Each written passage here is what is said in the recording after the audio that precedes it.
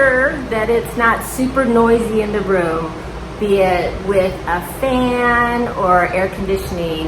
If you have a fan going, make sure it's not blowing on the speaker of your laptop, and just try to manage the noise. Not attractive, I know, but this is a prime example of another thing not to do.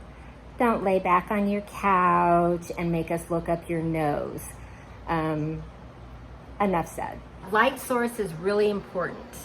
And here's an example of the light source being behind you. At nighttime when we're meeting, it gets really dark. And if you have a light behind you, then you're gonna cast a dark shadow on your face and we're not gonna be able to see you.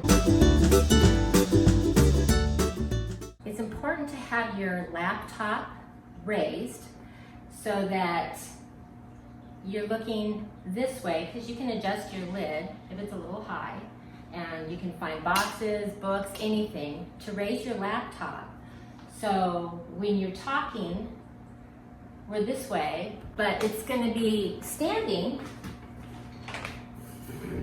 also. So I need to be able to see you, your partner needs to see you.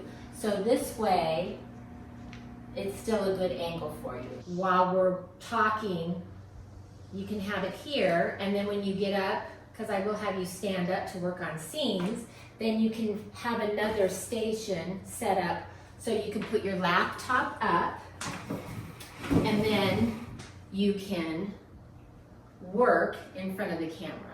And the main goal is that we're not looking up at you.